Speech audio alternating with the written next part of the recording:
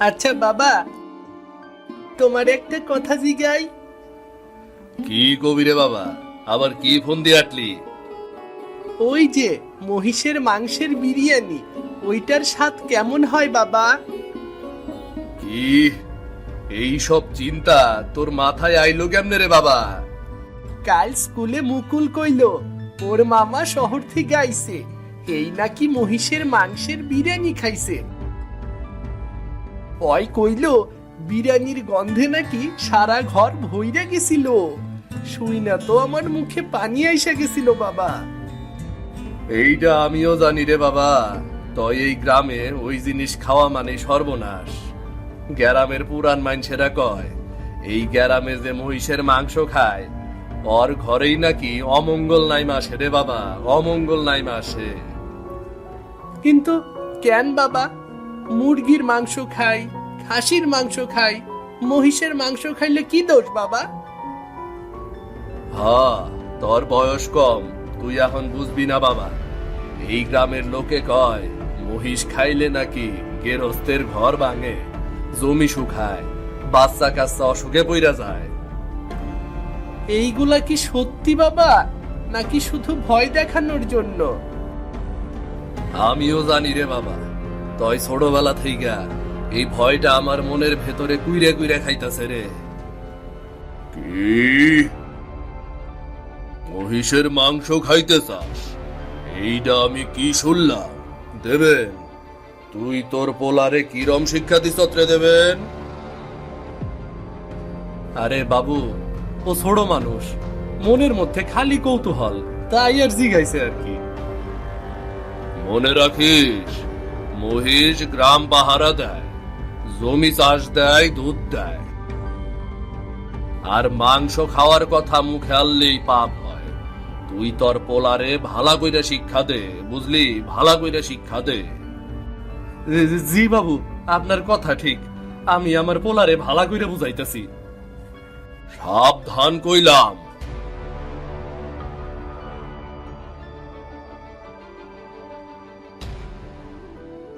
বাবা, আমি কি খারাপ কিছু জিগাইছি? না রে বাবা, খারাপ কিছু জিজ্ঞাস নাই। তোর মনের কথা আমিও জানি। ছোটবেলায় আমিও আমার বাবারে জিগাইছিলাম। তাইলে তুমিও খাও নাই কখনো? আহ, না রে বাপ, তয় বুকের ভেতর ওই গন্ধের কল্পনা করি রে, ওইটা আজও আগুনের মতো জ্বলতাছে।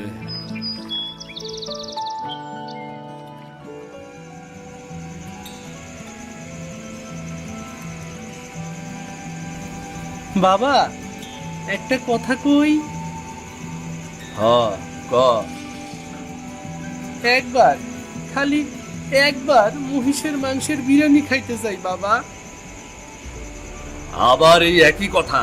সিধু, তোরে আমি কই নাই এই গ্রামে ওইটা খাওয়া মানা? কই নাই তোরে আমি? জানি তো বাবা, তাও মনে হয় একবার খাইলে স্বপ্নটা পূরণ হইতো।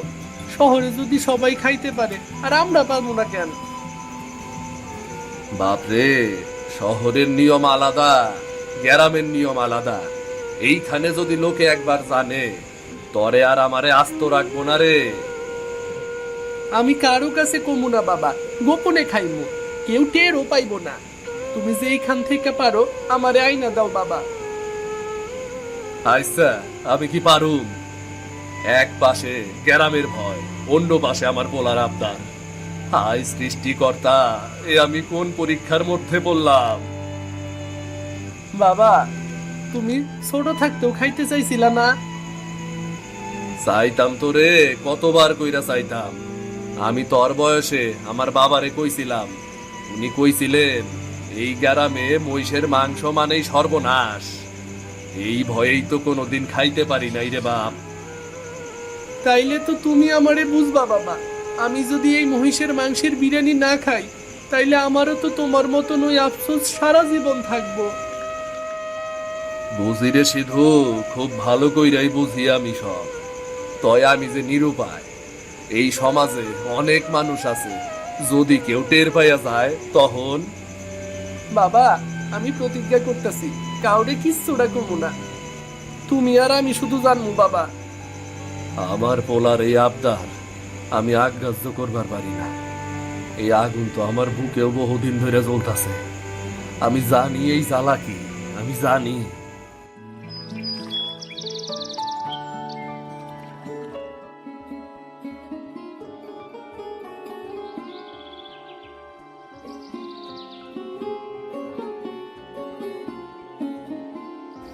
এই যে দেবেন, এইদিকে আয় তো। আইতাছি বাবু, আইতাছি। গ্রামের হাওয়ায় অদ্ভুত খবর ভাসতাছে। শুনলাম তোর পোলা নাকি মহিষের মাংস খাইতে চাইছে। এ আবার কি সব পাগলামি রে? তরে না সেই দিন মানা করলাম? পোলারে ভালা কইরা বুঝাইতে কইলাম না তরে? আরে না বাবু, পোলা মানুষ, ওর কোন এক বন্ধুর মামা নাকি খাইছে, এটা হইনে একটু কৌতূহল হয়েছিল আর কি। আমি তোরে বুঝাইছি ওরে আমি। বুঝাইছ? কেমন কইরা বুঝাইছ? হুন, আমি কিন্তু তোর নামে অনেক কিছু শুনতাছি রে। আজ যদি তুই মহিষের মাংস খাস, কাল গ্রামের অর্ধেক গেরস্তের ধ্বংস নামবো, ধ্বংস। কেন হইব কাকা? মাংস তো মাংসই। তুই চুপ কর ছোকরা। এইটুকুন পোলা এত বেশি বুঝস কেন? জানস না মহিষ এই গ্রামের রক্ষক? তার মাংস মুখে দিলেই সর্বনাশ। ধান শুকাইয়া যায়, গরু মইরা যায়, বাচ্চা কাচ্চারা অসুখে পইরা যায়। হ বাবু, আমি জানি। আমি পোলার এইসব কথা কইছি, বহুবার কইছি। মনে রাখিস দেবেন, তোরে কিন্তু আমি সব সময় ভালা মানুষ মনে করি। তয় যদি কখনো হুনি তোর ঘরে ওই নাপাক মাংস ঢুকছে, তাইলে তোর পরিবার আর তরে এই গ্যারাম ছাড়া করামু কইয়া দিলাম। ওই না রাখ কথাটা। আবারও কইতাছি দেবেন, সাবধান। এই গ্রামে মহিষের মাংসের নাম মুখেও আনবি না, নাইলে তোরে কেউ বাঁচাইতে পারবো না রে। বাবা, এরা এত ভয় করে কেন? সত্যি কি অমঙ্গল হয়? জানি না রে বাপ, হয়তো ভয় দেখায় রাহে। জানি কেউ নিয়ম ভাঙতে না পারে। তয় তোর এই আবদার আমার বুকেও কেমন জানি আগুন ধরাই দিছে রে বাপ।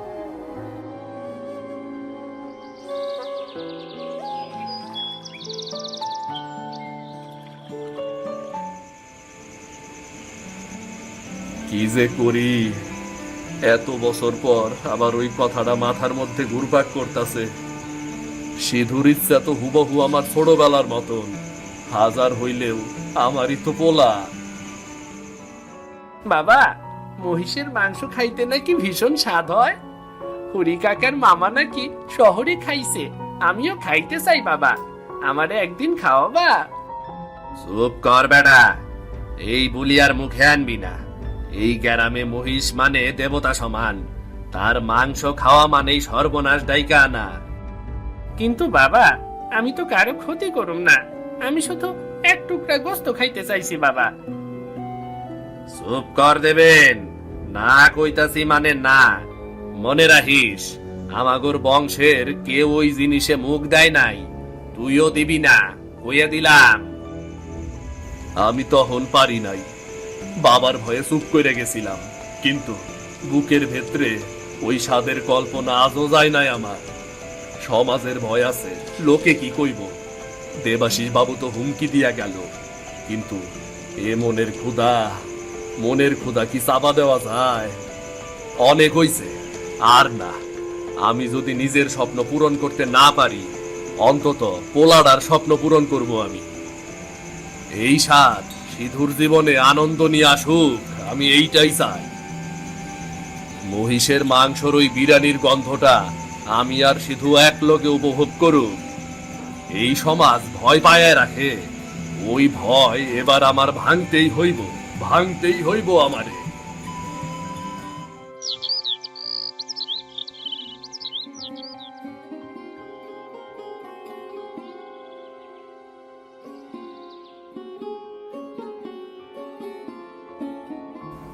কিরে দেবেন, অনেকক্ষণ ধরে দেখতাছি তোরে কেমন জানি চুপচাপ মনে হইতাছে। কি হইছে রে তোর? মনে হইতাছে বুকের ভেতর কোনো চাপা কষ্ট তোরে কুইরা কুইরা খাইতাছে, তাই না? কি হইছে রে? আমারে সব খুললে কত আমারে সব। আইসে কুমার, তোরে আমি একটা কথা কই, আগে ক, হাসবি না তো, ক তুই। আরে আমি তো খালি হাসবারি বাড়ি রে, তুই যা কস আমি তো তাতেই হাসি রে। আইসা আইসা ক ক, কি কবি ক, কয়ে ফেলা। সিধু মহিষের মাংসের বিরিয়ানি খাইতে চাইছে রে। ছোট বয়সে আমিও চাইছিলাম, পারি নাই। এখন পোলাডার আবদার শুই না, বুকের ভেতরে কেমন জানি করতাছে রে। ওরে বাপ রে, এইটা তুই আমারে কি শুনাইলি রে? এই যে মহাভারতের কাহিনী রে, মহিষের মাংসের কথা শুনলে তো গ্রামের মানুষের চোখ লাল হইয়া যায় রে। এইটাই তো ভয়। আবার দেবাশিস বাবু হুমকিও দিছে, যদি কারো ঘরে ওই মাংস ঢোকে তারে গ্রাম ছাড়া করব। এখন বন্ধু তোর একটা কথা কই, খাইলে মরবি না, তয় ভয় পাইলে নিশ্চিত মরবি। কি কস? সত্যি কথা কইতাছি, খাইলে কিছুই হইব না, শুধু ভয় তোরে মাইরা ফেলাবো। এই ভয়েই তোরা বাপ দাদা রাইটকা গেছিলি, পাপ অমঙ্গলের গল্প কইরা সবাই ভয় পাইয়া রাখছে রে, যাতে কেউ নিয়ম ভাঙতে না পারে। কিন্তু কুমার, আমি যদি এই কাজ করি লোকজন তো আমারে ছাড়বো না রে। লোকজনের ভয়েই কি আজীবন বাঁচবি না কিরে পাগলা? নিজের মনের ক্ষুধা যদি তুই চাইতে রাখস, তয় মরার আগেই তো তুই মইরা যাবি রে। হ, তুই ঠিকই কইছ। আমার বুকের ভেতরের সেই খিদা আজও থামে নাই। আর সিধুর চোখের দিকে তাকাইলেই মনে হয় ওরে যদি না খাওয়াই আমি তো বাবা নামের কলঙ্ক হইয়া যামু। মনের সব ভয় দূর করে দে, সাহস কইরা মাংস আইনা রান্না কর, কেউ জানবো না। আর জানলেই বাকি অন্তত নিজের মনের ক্ষুধা তো মিটবো নাকি? জানোস কুমার, তুই না কইলে হয়তো আমি কখনো সাহসী পাইতাম না রে। আরে বন্ধুই তো বন্ধুর কামে লাগে, তাই না?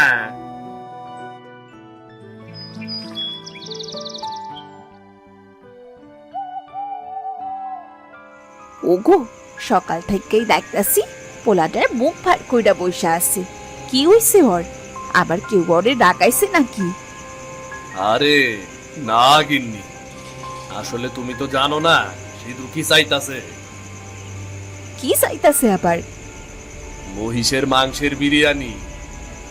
হাই সৃষ্টিকর্তা, এইটা কি করলে তুমি? পোলাটারে তুমি কিরম শিক্ষা দিতাছো? এই কথা গ্রামের মানুষ শুনলে কি করব, তুমি কি জানো না?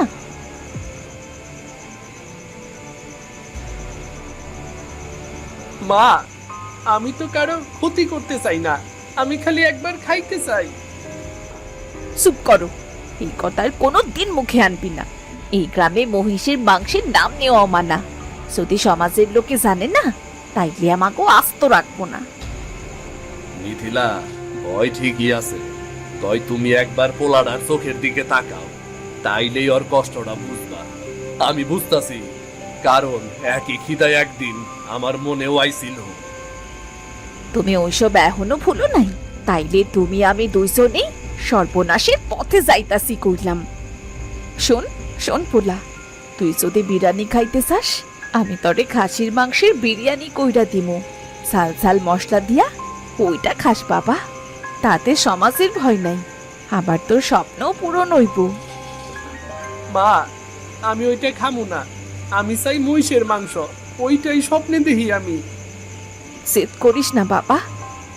এইটা শুধু খাবারের জেদ না মিথিলা, এটা যে বংশের খিদা। আমি পারি নাই, কিন্তু পোলার বুকের আগুন আমি নিভামু কি কইরা কও?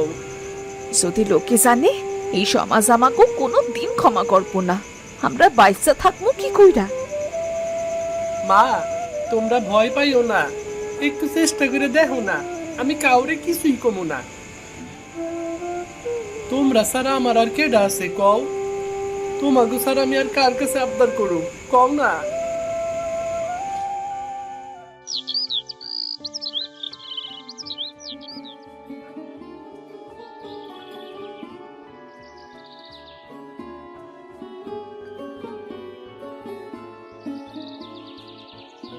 কি রে সিধু, কিছু খুঁজতাছস নাকি? না, কিছুই খুঁজতাছি না ঠাম্মা। তই একটা কথা শুনবার মন চাইতাছে। কি কবি কইয়া ফেল। আমি শুনছি মহিষের মাংসের বিরিয়ানি নাকি খুবই স্বাদ। ওইটা খাইতে কেমন হয় খুব জানবার ইচ্ছা করে। হায় হায় হায়, এই পোলায় কয় কি? এই কষি বয়সে তুই এই বুলি মুখে আনলি কেমন করে? ওরে মুখ পোড়া, তুই জানিস না এই মাংস খাইলে সর্বনাশ হয়? কি সর্বনাশ হয়? আমি ছোট থাকতেই দেখছি রে, গায়ের এক গেরস্ত লোক গোপনে মহিষ সবাই কইরা মাংস খাইছিল, আর ওই রাতেই গোয়াল ঘরে আগুন ধরলো, গরুগুলো সব মরলো, ক্ষেতের ধান শুকাইলো, বউডারে অসুখে ধরলো। শেষে সেই গেরস্ত খালি হাতে ভিক্ষার থালা নিয়ে আর রাস্তায় নামছে। এইটা কি সত্যি নাকি ঠাম্মা, নাকি কেবল মানুষের বানানো গল্প ঠাম্মা? গল্প না রে, নিজের চোখে দেখছি। মহিষ গ্রাম পাহারা দেয়, তার রক্ত সরলে দুনিয়ার সব শক্তি রাগ করে। যার ঘরে ওই মাংস ঢোকে তার সুখ সব ভস্ম হইয়া যায়।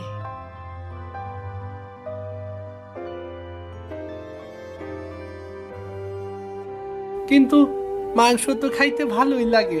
খাসি খাই, মুরগি খাই, তাতে তো কিছুই হয় না। মোষের মাংসে কি এমন আলাদা আছে? ওটাতেই তো রহস্য। নিষেধ করা জিনিসের স্বাদ নাকি সবচেয়ে বেশি হইয়া থাকে, তাই মানুষের কৌতূহল বাড়ে, আবার ভয়ও পায়। তবে কি সত্যি সর্বনাশ হয়, নাকি ওইটা শুধু ভয় দেখাবার একটা কাহিনী? মনে রাখিস সিধু, যে মুখে মহিষের মাংস চায় তার ঘরে সুখ শান্তি টিকতেই চায় না।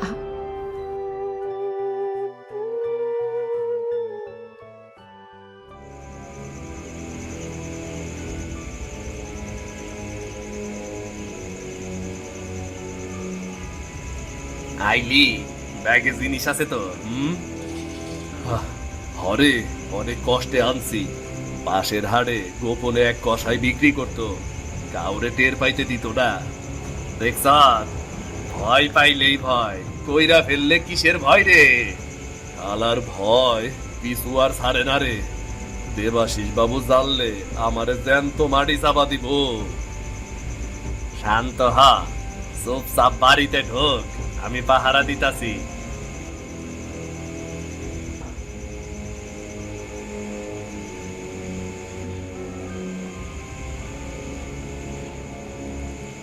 তুমি কি সত্যি ওই জিনিস আনছো? হ গিন্নি, সিধুর চোখের সেই খিদা আমি আর সহ্য করতে পারলাম না। হায় কপাল, যদি কেউ গন্ধ পায় গ্রামের মানুষ তোমারে আস্ত রাখবো না। গন্ধ বাইরে যাইতে দিব না, আমাকে ঘরের মধ্যে রান্না করবা। দরজা জানালা আটকায় রান্না করবা, চুলার ঢাকনা শক্ত কইরা দিবা। আজ রাইতেই রান্না হইব। তুমি কি বুঝতাছো না, এইটা করলে আমাগো গ্যারাম থাইকা বাই কইরা দিব। মাইনসের ভয়ে আর কতকাল বাসুম মিথিলা। আমার ইচ্ছা আছে, সিধুরও আছে। আজ রান্না না করলে আর কোনোদিনও হইব না।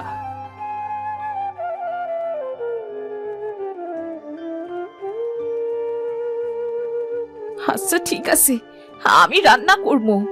তাই সিধুর যদি কোনো অমঙ্গল হয় তইলে এই জন্যে কইলাম তুমি দায়ী থাকবা। বাহ, কাজ তো শুরু হয়ে গেল। পুরা গ্রামের মানুষ ভয়ে থাক। তয় এই ঘরে আজ এক নতুন ইতিহাস লেখা হইতাছে, এইটা কেউ জানবো না। এই গন্ধটাই হইল আমার মুক্তির শুরু।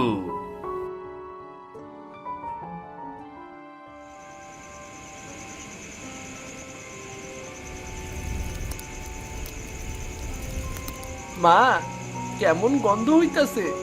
এইটা যে একেবারে আলাদা মা। চুপ কর বাবা, কথা কইস না।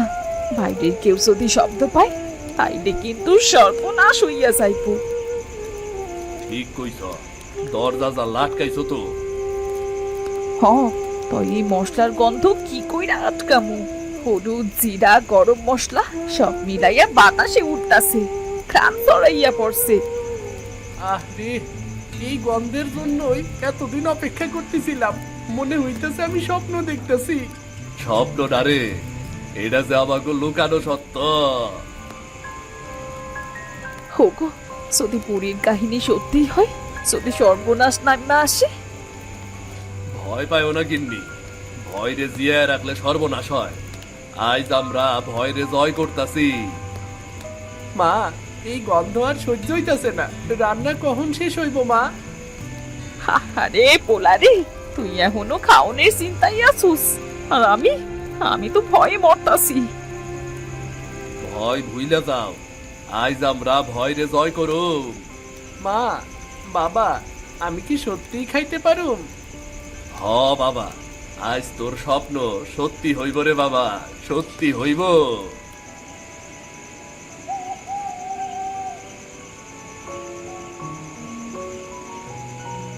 নে বাপ, এইবার মন ভই রাখা, তোর লাইগাই এত আয়োজন, আজ তোর স্বপ্নটা সত্যি কর। বাবা, এত সুন্দর স্বাদ, মজা, মনে হইতাছে আমি স্বর্গের কোনো খাউন খাইতাছি বাবা। পোলার চোখে কেমন আনন্দ, ওই আনন্দ দেখাছে আমারও আনন্দ লাগতাছে।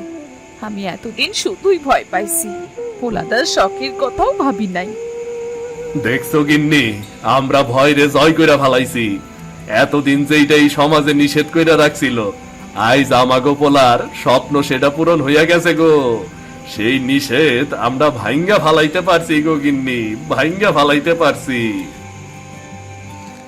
এই স্বাদ খালি মহিষের মাংসের বিরিয়ানির না, এই স্বাদ আমার মুক্তির স্বাদ, আমার শৈশবের ক্ষুধা, আমার বঞ্চনা। আইজ ভিজা মাটির মতোই সব গইলা যাইতাছে। আহ, হে তো কেবল বিরিয়ানি না, এ যেন একরাশ সাহস।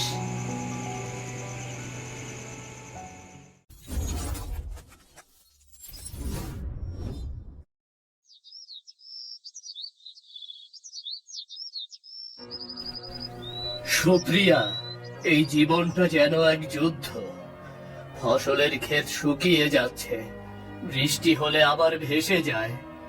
আমি যতই হাল ধরি, দিন শেষে মনে হয় সংসারটা চালানো ভারী কঠিন হয়ে গেছে। তবে তোমাদের মুখ দেখে হাল ছাড়তে পারি না। আমি বুঝি গো, তুমি কত কষ্ট করো। ঘরে চাল নেই বললেই চলে, ডালও শেষ হতে চলেছে। তুমি যদি এভাবে ভেঙে পড়ো, তবে আমি কি করে বাচ্চাদের ভরসা দেবো বলো তো? বাবা, আজ তুমি কি আবার মাঠে যাবে? তুমি গেলে আমি তোমার সাথে থাকতে চাই। আমি শিখবো কিভাবে হাল ধরে চাষ করতে হয়। না বাবা, তুমি এখনো ছোট, তোমার কাজ পড়াশোনা আর খেলা করা। তবে একদিন তুমি আমার থেকেও ভালো কৃষক হবে, আমাদের ঘরে আর অভাব দেখতে হবে না। মা, আজ আলু ভাজি করে দেবে? আমার আলু ভাজি খেতে খুব ইচ্ছে করছে। হ্যাঁ রে মা, হ্যাঁ, আজ আলু ভাজাই করেছি। তবে একটি আলুই ভাজি করেছি, তাই অল্প করে ভাগ করে খা। ঠিক আছে মা, আমি আর দাদা ভাগ করে খাবো। কতদিন পর আলু ভাজা খাবো, খুব মজা হবে। এবার খেতে বসো সবাই। তোমরা বসো, আমি তোমাদের খাবার খেতে দিচ্ছি। তুমিও একবারে খেয়ে নাও, সবাই মিলে একসাথে খাই। তোমরা খাও, তারপর না হয় আমি খাবো। না সুপ্রিয়া, তুমি বাচ্চাদের খাওয়াবে আর নিজে না খেয়ে থাকবে, এটা আর হবে না। যত কষ্টই হোক, আমাদের সবার পেটে খাবার যাবে। দেখো, অভাব আমাদের ভাঙতে পারবে না গো।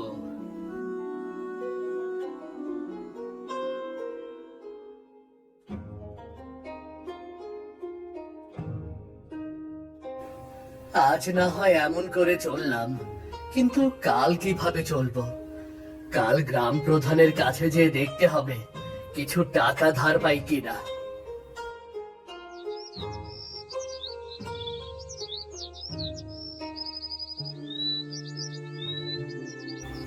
নমস্কার চাচা, আশা করি আপনি ভালো আছেন। আমি রাজেশ, গ্রামের সাধারণ মানুষ। তা কাকা, আমার পরিবার এই বছরটা বেশ কষ্টে কাটাচ্ছে। ফসল ভালো হয়নি, বীজ কিনতে আর পরিবারের খরচ সামলাতে কিছু টাকা অনেক প্রয়োজন আমার। যদি কিছু টাকা ধার দিতেন তাহলে আমার উপকার হতো। টাকা ধার দিতে পারি, তবে একটা শর্ত আছে। কি শর্ত প্রধান মশাই? সত্যি টাকাটা আমার খুব দরকার। আপনি দয়া করে এমন কোনো শর্ত দেবেন না যেটা আমার সাধ্যের বাইরে। ঘর ও জমি বন্ধক রাখবে। তোমাকে তো আমি এমনি এমনি এতগুলো টাকা ধার দিতে পারি না। এটা কোনো ছেলে খেলা নয়। আমি জানি দায়িত্বটা কতটা বড়, কিন্তু আমি প্রতিশ্রুতি দিচ্ছি সময় মতো সব ফেরত দেব। যদি আমাকে সাহায্য করতেন তাহলে আমি এই কষ্টের সময়টা পার করতে পারবো। আমি আপনার প্রতি কৃতজ্ঞ থাকব। সত্যি রাজেশ, ভেবে দেখো, কিন্তু টাকা সময় মতো শোধ না দিতে পারলে কিন্তু বাড়ি জমি সব আমার হবে। প্রধান মশাই, আমাদের সংসার খুব কষ্টের মধ্যে আছে। আমি সর্বোচ্চ চেষ্টা করব। আপনি আমার উপর ভরসা রাখুন। আমি কখনো আপনার বিশ্বাস ভাঙব না। ঠিক আছে রাজেশ, তবে সবকিছু লিখে রাখছি। ঘর আর জমি বন্ধক থাকবে। মনে রেখো, টাকা ফেরত না দিতে পারলে সব কিন্তু হারাতে হবে। ধন্যবাদ মোড়ল মশাই। আমাদের পরিবার কখনো আপনার আস্থা ভাঙবে না। এই সাহায্যের জন্য আমরা চিরকাল কৃতজ্ঞ থাকব। ঠিক আছে, আমি তাহলে যাই এবার। মনে রেখো রাজেশ, সময় মতো ফেরত না দিলে আমি নরম থাকবো না। সবকিছু ঠিকঠাক রাখো। এই টাকার সঙ্গে শুধু টাকা নয়, তোমার বিশ্বাসও জড়িত। প্রধান মশাই, আমি দায়িত্ব নিয়েছি। সময় মতো ফেরত দেব, নিশ্চয়ই দেব।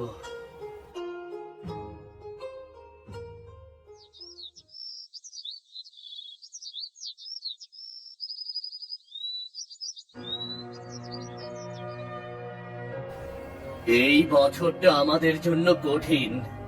ফসল ঠিক মতো হয়নি। প্রধান মশাইয়ের টাকা ফেরত দেবার মতো অর্থ কোথা থেকে পাবো? তুমি এত চিন্তা করো না, কিছু ফসল তো এখনো জমিতে আছে। ওটা বিক্রি করে দেখো কত টাকা পাও। কিন্তু আমি ভালো করে জানি প্রধানের টাকা সময় মতো দিতে না পারলে কি হবে। আমি জানি সুপ্রিয়া, আমি কোনোভাবেই প্রধান মশাইয়ের বিশ্বাস ভাঙতে চাই না। কিন্তু যদি এই ফসলে টাকা না আসে আমি কি করব?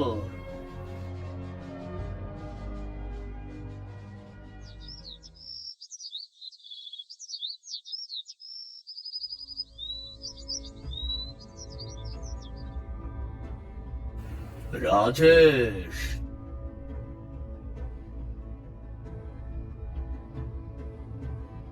তুমি কি আমাকে বোকা ভেবেছ?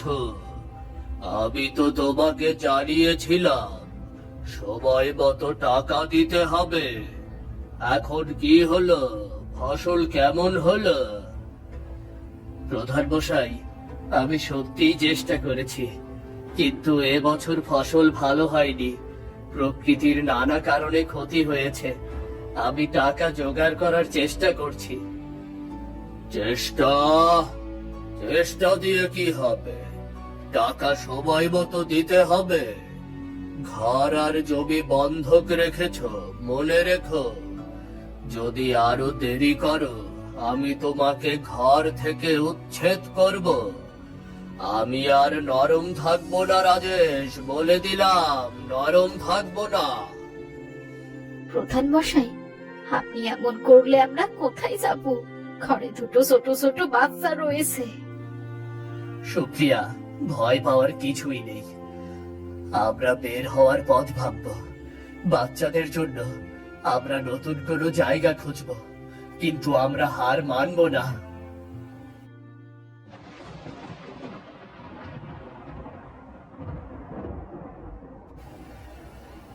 রাজেশ, আর দেরি না, অনেক সময় নিয়েছিস, আর নয়।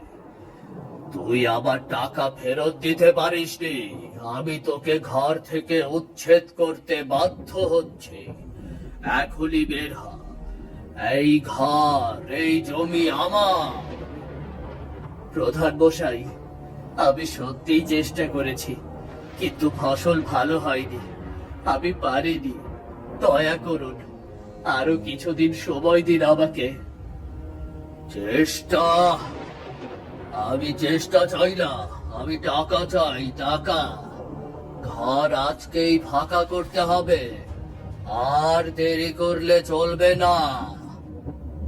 আমরা কোথায় যাব? এই ছোট ছোট বাচ্চাদের নিয়ে কোথায় থাকবো বলো তো? ভয় করো না সুপ্রিয়া, আমরা কোথাও না কোথাও আশ্রয় পাবো।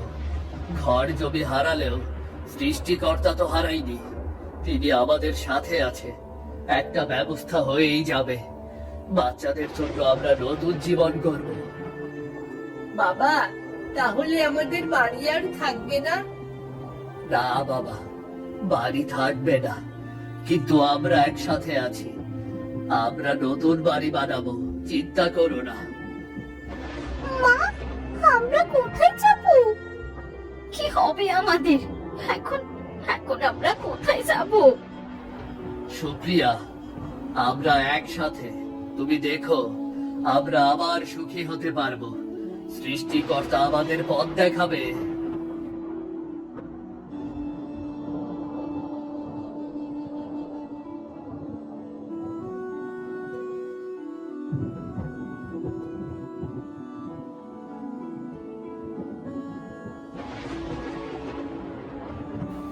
আমরা কোথায় যাচ্ছি? আর এই রাস্তা তো একেবারেই অজানা। বাচ্চারা কি সহ্য করতে পারবে এত দূর? আমার কিন্তু খুব ভয় করছে। হঠাৎ যদি কোনো বিপদ ঘটে, আমরা যাব কোথায়? আমি জানি তুমি সব ঠিকভাবে করবে, কিন্তু আমার মন যে শান্ত হচ্ছে না। সুপ্রিয়া, আমি জানি পথটা কঠিন, তবে হ্যাঁ, আমি স্বীকার করছি আমরা এখন অজানার মধ্যে আছি।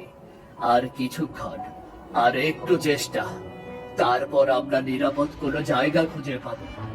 ভয় পেও না, এই যাত্রার প্রতিটি ধাপ আমাদের নতুন জীবনের দিকে এগুচ্ছে।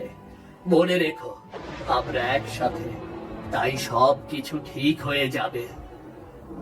বাবা, পায়ে খুব ব্যথা করছে, আমি আর হাঁটতে পারছি না। বাবা, আর কত দূর যেতে হবে? আমরা কি সব সময় এমন করেই চলবো বাবা? আমি জানি পথটা অনেক কঠিন, কিন্তু আমরা হাল ছাড়বো না। তুমি দেখছো, জীবন সব সময় সহজ হয় না। আমরা এই যাত্রার মধ্য দিয়ে শিখছি সাহস ও ধৈর্য ধরার শিক্ষা। একটু ধৈর্য ধরো, তারপর আমরা নতুন জীবন খুঁজে পাবো। আমি তোমাদের জন্য সব ঠিক করব। মা, আমি খুব ভয় পাচ্ছি, আমি ফিরে যেতে চাই। এই অজানা পথে আমি ঠিক মতো হাঁটতে পারছি না। বাবা, আমরা কোথায় যাব? তুমি ভয় করো না, আমরা সবাই একসাথেই আছি। আমরা নিরাপদেই পৌঁছতে পারবো। আমরা নতুন জীবন গড়ব। এটা কঠিন সময়, কিন্তু শেষ পর্যন্ত দেখো, আমরাই সফল হব বাবা। দেখো, পথটা যত কঠিনই হোক না কেন, আমরা হাল ছাড়বো না। আমরা একে অপরকে সমর্থন দেব। বৃষ্টি আসুক বা ঝড় আসুক, আমরা পারবো। আমি দেখাবো আমাদের পরিবার সবকিছু সহ্য করতে সক্ষম। সামনে আমাদের নতুন আশ্রয় অপেক্ষা করছে। আর ভয় পেও না, আমরা একসাথে আছি। ঠিক আছে গো, তুমি যেভাবে বলছো আমরা তাই করব। আমাদের একসাথে থাকাই শক্তি, আমরা নিশ্চয়ই পারবো।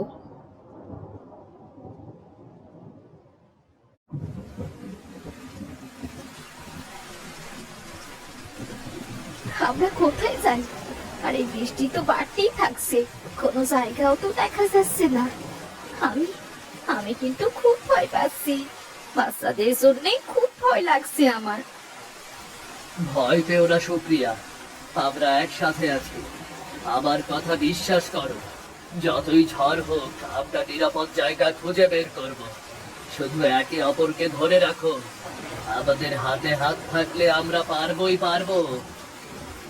বাবা, কাদা জল চোখে ঢুকেছে, আমি আর হাঁটতে পারছি না। বাবা, আমাদের কি হবে? অর্ণব, সাহস ধরো, আমি দেখছি আমরা কিছুক্ষণের মধ্যে কোনো আশ্রয় পাবো। ভয় পাওয়ার কিছুই নেই, আমরা একে অপরের পাশে আছি। ঝড় শেষ হয়ে গেলে আমরা আবার শান্তিতে চলতে পারবো। মা, আমি খুব ভয় পাচ্ছি, আমি আর চলতে পারছি না, জলে আমি ভিজে গেছি। মা, বাবা, বাবা, আমার শরীর শীতল লাগছে। বাবা, আমরা একসাথে আছি, আমরা নিরাপদ জায়গা খুঁজবো, হাল ছেড়ো না, আমরা নিশ্চয়ই পারবো। আমরা একে অপরকে ধরে রাখছি, ঝড় যতই প্রবল হোক না কেন আমি তোমাদের নিরাপদ জায়গায় নিয়ে যাব।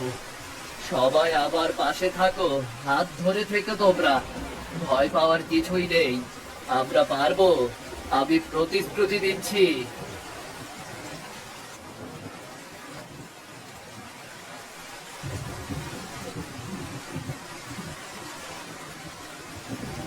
কি দেখছো তুমি? ওই বিশাল গাছ, পানি এখন আমাদের উপর পড়ছে না, অন্তত আমরা এখন নিরাপদ আছি। হ্যাঁ সুপ্রিয়া, আমি বলেছিলাম আমরা পারবো। এই গাছ আমাদের বাঁচালো, তোমরা সবাই হাত ধরে থাকো, আমাদের এখন কিছুটা বিশ্রাম প্রয়োজন। বাবা, দেখো আমাদের ওপরে বিশাল পাতা আছে, বৃষ্টি আর পড়ছে না, আমরা সত্যি বাঁচলাম বাবা। মা, গায়ে আর জল পড়ছে না, এই গাছটা যেন আমাদের জন্যই তৈরি করা হয়েছে। হ্যাঁ রে মা, মনে হচ্ছে কোনো দেবতা আমাদের পথ দেখালেন, এই গাছ আমাদের বাঁচানোরই। হ্যাঁ গো, তুমি ঠিক বলেছো, আমরা একসাথে থাকলে সব ঠিক হয়ে যাবে। এটাই জীবনের শিক্ষা, আমরা যতই সমস্যায় থাকি না কেন ধৈর্য ধরলেই আশ্রয় পাওয়া সম্ভব। এই গাছ আমাদের আশ্রয় দিল, কিন্তু আমাদের সাহস ও একতা আমাদের সব সময় বাঁচাবে। এবার একটু বিশ্রাম করি, তারপর আমরা ভাববো পরের দিন কি করব। অর্ণব, বিশিতা, আমরা সব ঠিক করেছি, আজকে ঝড় শেষ হলেও আমরা একে অপরকে ধরে রাখবো, আমাদের একতা আমাদের শক্তি। বাবা, আমরা এখানে থাকতে চাই, এই গাছ আমাদের জন্য। ঠিক আছে, আজকের জন্য এই গাছ আমাদের ঘর, আর একটু বিশ্রাম নাও, কাল আমরা নতুন পরিকল্পনা করব।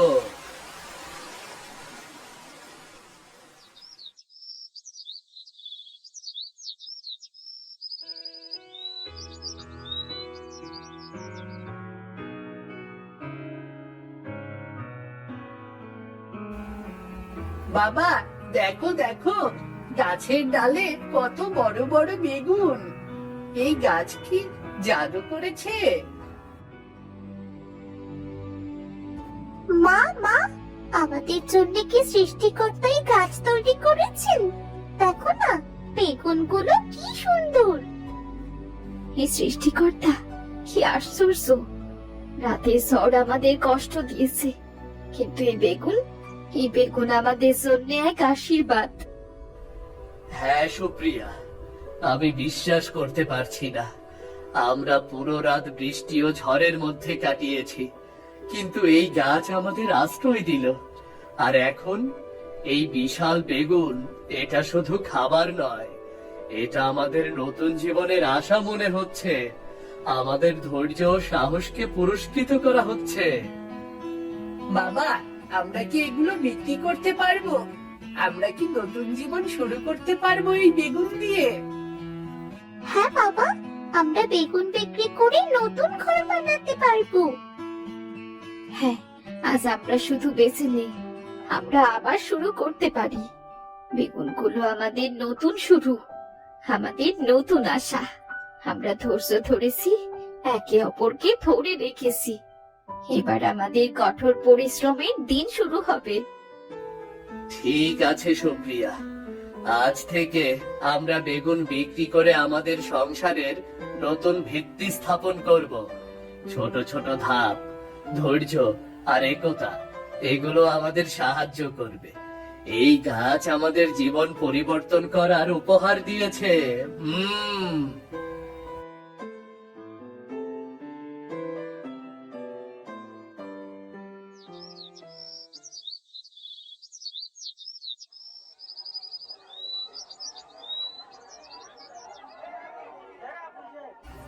সুপ্রিয়া, আজ আমরা প্রথমবার আমাদের বেগুন বিক্রি করতে যাচ্ছি। আমাদের মনোবল ও পরিশ্রমের ফল এখন সামনে। হ্যাঁ রাজেশ, আমি বিশ্বাস করতে পারছি না। এই বেগুনগুলো আমাদের জীবন এইভাবে বদলাবে। বাবা, মানুষ দেখছে, সবাই দেখছে আমাদের বেগুন, তারা অবাক হয়ে গেছে। বাবা, সবাই আমাদের দিকে তাকাচ্ছে। তারা ভাবছে আমাদের বেগুনগুলো সত্যি অসাধারণ। হ্যাঁ, এই বেগুনগুলা তো সাধারণ বেগুনের চাইতে অনেক বড়। কে আনছে এইটা? দেখো দেখো কেমন স্বাস্থ্যসম্মত ঝকঝকে বেগুন। কার এই বেগুন? এই বেগুনগুলো আমাদের। আমরা জঙ্গলের বিশাল গাছ থেকে সংগ্রহ করেছি। আশা করি আপনাদের ভালো লাগবে। দাম বেশি নয়। অবিশ্বাস্য, এত বড় বেগুন! আমরা চাই এই বেগুন গুলান কিনতে। হ্যাঁ দাদা, নিন। দাম বেশি নয়, মাত্র 30 টাকা। তাইলে আমারে 1 কেজি দেন দাদা। আমারেও 1 কেজি দেন।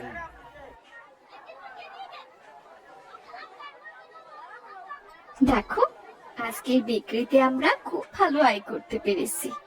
এবার আমাদের নতুন জীবন শুরু হবে।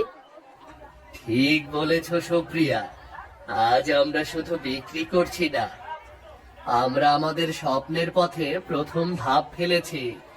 এই বেগুন আমাদের সাহস, ধৈর্য আর একতার পুরস্কার।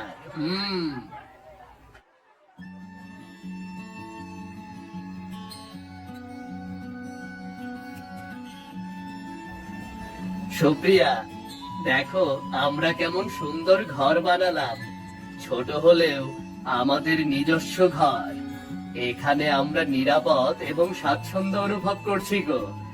এখন বাচ্চারা খেলতে পারবে, আমরা শান্তিতে বসবাস করতে পারবো গো। হ্যাঁ রাজেশ, হ্যাঁ, এই ঘর আমাদের নতুন শুরু। আগের দুঃখ, ঝড়, উচ্ছেদ, সব কষ্টের পর এটাই আমাদের পুরস্কার। আমরা বাচ্চাদের জন্য নিরাপদ জীবন তৈরি করেছি। আজ সত্যি সত্যি শান্তি আর স্বস্তি অনুভব করছি। বাবা, আমাদের নতুন ঘর দেখো, আমরা খেলতে পারবো, আর ঝড় বর্ষায় ভয় হবে না। মা, আমাদের বেগুন গাছের নিচে ঘর, কি সুন্দর জায়গা। হ্যাঁ রে, এবার আমরা স্বাচ্ছন্দ্যে থাকতে পারবো। ঘর ছোট হলেও আমাদের একতার সাহসের প্রতীক। প্রতিটি ধাপ আমাদের নতুন জীবন গড়েছে। সত্যি সুপ্রিয়া, আমরা আমাদের নতুন সংসার শুরু করলাম। বেগুন গাছ শুধু খাদ্য নয়, আমাদের জীবনের আশ্রয়। এবার আমরা আমাদের পরিশ্রম, ধৈর্য ও বুদ্ধি দিয়ে এক সুন্দর পরিবার গড়ে তুলব। শান্তি, স্বাচ্ছন্দ্য এবং সুখ সব ফিরে এসেছে গো, সব ফিরে এসেছে। তুমি ঠিকই বলেছো, এবার শান্তিতে আছি আমরা। এখানে আমরা ঘর বানিয়েছি, আর বেগুন আমাদের জীবনের সহায়ক। এই ঘর আমাদের জন্য নতুন শুরু।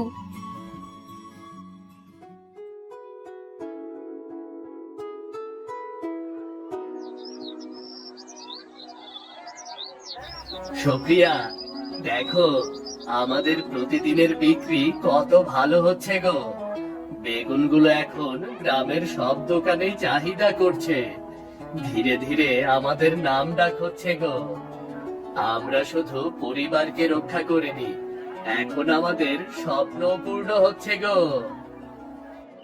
হ্যাঁ রাজেশ, হ্যাঁ, এই ধৈর্য, পরিশ্রম আর সাহস আমাদের এমন সাফল্য এনে দিয়েছে। বাচ্চারা দেখো, মানুষ আমাদের পরিবারকে চেনে আর আমাদের বেগুনের গুণমানের প্রশংসা করছে। আমাদের স্বপ্ন ধীরে ধীরে বাস্তব হচ্ছে। বাবা, সবাই আমাদের বেগুন কিনছে, তারা বলছে রাজেশের বেগুন সবচেয়ে ভালো। আমরা কি ধনী হতে যাচ্ছি বাবা? মা দেখো না, সবাই আমাদের দেখে অবাক। আমরা এখন পরিচিত, সবাই আমাদের সম্মান করছে। রাজেশ, তোমার বেগুন সত্যি অসাধারণ। আমরা প্রতিদিনই চাই, আরো বেশি বেশি চাই। হ্যাঁ সত্যি, তোমার বেগুনের স্বাদ ও মান সব দিক থেকে অন্য বর্ষাইয়া ভালো। গ্রামে তোমার নাম ছড়াইয়া গেছে। ধন্যবাদ সবাইকে। আমাদের পরিবার বেগুন বিক্রি করে শুধু জীবিকা অর্জন করছে না, আমরা সততা ও পরিশ্রমের মাধ্যমে সুনামও পাচ্ছি। হ্যাঁ গো, আমাদের ছোট্ট বেগুন থেকে শুরু, আজ আমরা গ্রামের কাছে পরিচিত ও সম্মানিত। আমরা আমাদের পরিশ্রম আর একতার মাধ্যমে আজ এইখানে বসেছি।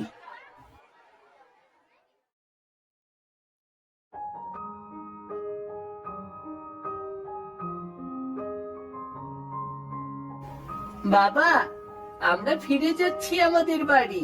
সবাই বলছে আমরা সফল হয়েছি। মা, বাবা, আমরা আমাদের ঘরে ফিরছি। আমাদের নতুন জীবনের গল্প শুরু হয়েছে।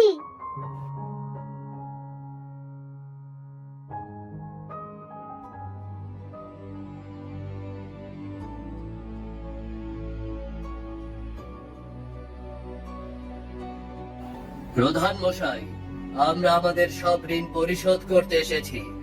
আপনার টাকা নিয়ে এসেছি আমাদের ঘর ও জমির জন্য। আমরা সবকিছু শুদ্ধভাবে শেষ করতে চাই। রাজেশ, সত্যি তুমি সব টাকা শোধ করছো? আমি বিশ্বাসই করতে পারছি না। তুমি এই পরিস্থিতি থেকে উঠেছো এবং এখন আমাকে ঋণ পরিশোধ করছো। হ্যাঁ প্রধান মশাই, আমরা শুধু আমাদের পরিবারকে রক্ষা করতে চাইনি, আমরা চাই সব ভুলে শান্তিতে থাকি। এবার সব ঠিক হয়ে যাবে। সত্যি কথা সুপ্রিয়া, আমরা সব সময় একে অপরের পাশে ছিলাম। ধৈর্য, পরিশ্রম ও সাহস আমাদের আজ এই সফলতা দিয়েছে। এখন আমরা শান্তিতে ফিরে যাচ্ছি নিজের ঘরে। ঠিক আছে রাজেশ, তোমরা সত্যিই শিখিয়েছ পরিশ্রম ও সততার ফল সব সময় আসে। এখন তোমাদের ঘরে তোমরা ফিরে যাও। গ্রামের সবাই গর্বিত হবে তোমাদের জন্য।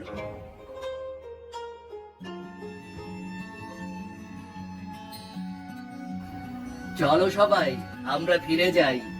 এবার আমাদের সংসার শান্তি ও সুখ সম্মানের সঙ্গে চলবে। হ্যাঁ রাজেশ, হ্যাঁ, আমরা একে অপরকে ধরে রেখেছি। আমাদের পরিবার সবকিছুর মধ্যে দিয়ে শক্ত হয়ে উঠেছে। এবার শান্তিতে ঘরে ফিরতে পারি।